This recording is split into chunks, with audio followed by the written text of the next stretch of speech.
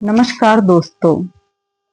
आज हम आपको लेकर चलते हैं 8वीं शताब्दी के उस गौरवपूर्ण समय में जब भारत धर्म, दर्शन और आध्यात्मिकता के नए युग में प्रवेश करने वाला था। यह कथा है जगत गुरु आदि शंकराचार्य की, एक ऐसे बाल ब्रह्मचारी की जिसने केवल 32 वर्ष की आयु में पूरे भारत का भ्रमण किया, चारों दिशाओं में मठ स्थापित किए और अद्वैत वेदांत का शंखनाद करके हिंदू धर्म को नई शक्ति प्रदान की।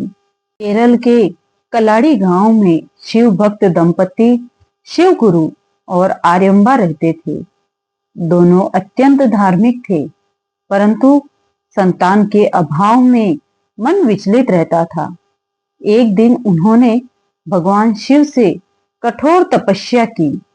तब शिव स्वयं स्वप्न में प्रकट हुए और कहा, मैं स्वयं तुम्हारे घर पुत्र रूप में जन्म लूंगा, पर उसका जीवन छोटा होगा, परंतु तेज अत्यंत दिव्य। कुछ समय बाद आर्यम्बा ने एक तेजस्वी बालक को जन्म दिया, जिसका नाम रखा गया शंकर। जन्म से ही वह बालक अद्भुत था। उसकी आंखों में अपूर्व तेज, विचारों में अनोखी गंभीरता और मुख से स्वाभाविक रूप से निकलते वैदिक मंत्र देखकर सभी आश्चर्यचकित रह जाते। शंकर 5 वर्ष के हुए और गुरुकुल में प्रवेश मिला। गुरु आश्चर्य से देखते कि जो मंत्र बाकी बच्चे महीनों में सीखते, शंकर पल भर में स्मरण कर लेते। एक दिन गुरु ने कहा, शंकर, तुम तो स्वयं ज्ञान का स्वरूप लगते हो। शंकर मुस्कुराकर बोले, गुरुदेव, यह सब माता पिता और भगवान की कृपा है। उनकी यह विनम्रता ही दर्शाती थी कि आगे चलकर वे कितने महान बनने वाले थे। एक दिन पास की नदी में नहाते समय तेज बहाव आया और शंकर उसमें फंस गए। उसी समय वे चिल्लाए, माँ, अगर तुम मुझे संन्यास लेने की अनुमति दोगी तभी मैं बच पाऊंगा।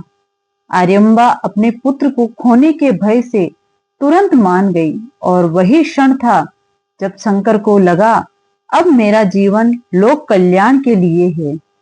कुछ समय बाद उन्हें संन्यास लेने की अनुमति मिल गई, पर आर्यम्बा ने एक शर्त रखी, बेटा, जीवन में एक बार अंतिम संस्कार से पहले मुझे दर्शन देना।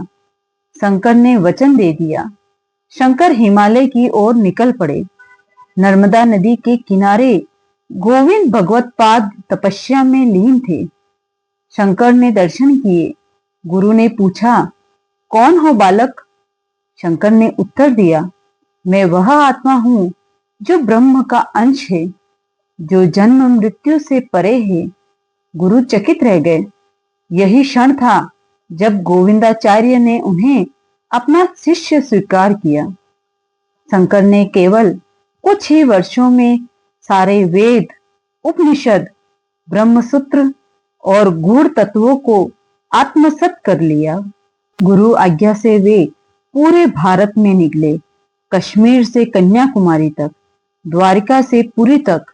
हर स्थान पर वे अद्वैत वेदांत का संदेश देते।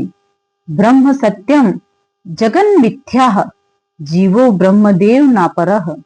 ब्रह्म सत्य है, जगत माया है, जीव ब्रह्म का ही रूप है। उन्हें समाज को बांटने वाली कुरीतियों, तर्क वितर्कों और मतभेदों को समाप्त किया। शंकराचार्य ने काशी में प्रवेश किया, जहां महान विद्वान मंडन मिश्र रहते थे। शंकर ने उन्हें शास्त्रार्थ के लिए आमंत्रित किया। पूरा नगर देखने आया। शंकर पक्ष में उनके शिष्य और मंडन मिश्र की पत्नी विदुषी उभय भारतीय न्यायाधीश बनी। शास्त्रार्थ कई दिनों तक चला। अंततः शंकर विजयी हुए। मंडन मिश्र ने संन्यास लिया और सुरेश वरचर्य के नाम से शंकर के शिष्य बने। यह घटना शंकराचार्य की आध्यात्मिक और बौद्धिक शक्ति का अद्वितीय प्रमाण है। भारत को एक सूत्र में बांधने के लिए उन्होंने 4 दिशाओं में 4 पीठ स्थापित किए। उत्तर में बद्रीनाथ में ज्योतिर्मठ, दक्षिण में कर्नाटक में श्रृंगेरी मठ, पूर्व में पुरी में गोवर्धन मठ और पश्चिम में द्वारिका में शारदा मठ। इन मठों ने हिंदू धर्म की नींव को और दृढ़ किया। वर्षों बाद शंकराचार्य को स्मरण हुआ कि उन्होंने मां से वचन दिया था। जब कलाड़ी पहुंचे तो आर्यम्बा मृत्युशैया पर थी। शंकर ने उन्हें गले लगाया। आर्यम्बा बोली, बेटा, तुमने वचन निभाया, अब मुझे कोई दुख नहीं। मां की मृत्यु के बाद शंकर ने स्वयं उनका अंतिम संस्कार किया। 32 वर्ष की आयु में शंकराचार्य ने अपना अंतिम उपदेश दिया। जो तुम हो वही मैं हूं, वही यह जगत है, सब ब्रह्म का स्वरूप है। फिर वे केदारनाथ की पहाड़ियों में चले गए और वहीं दिव्य प्रकाश में विलीन हो गए। लोग कहते हैं शंकर शरीर से गए, पर अद्वैत का प्रकाश आज भी जग में चमक रहा है। आदि शंकराचार्य हमें सिखाया, सच्चा ज्ञान भीतर से आता है। मनुष्य और मनुष्य में कोई भेद नहीं। संसार माया है, पर कर्म करना आवश्यक है। सत्य ही ईश्वर है। उन्होंने केवल 32 वर्षों में वह कार्य कर दिखाया जो कई जन्मों में भी संभव नहीं। अगर आपको यह कहानी पसंद आई हो तो प्लीज वीडियो को लाइक करें और चैनल को सब्सक्राइब करें।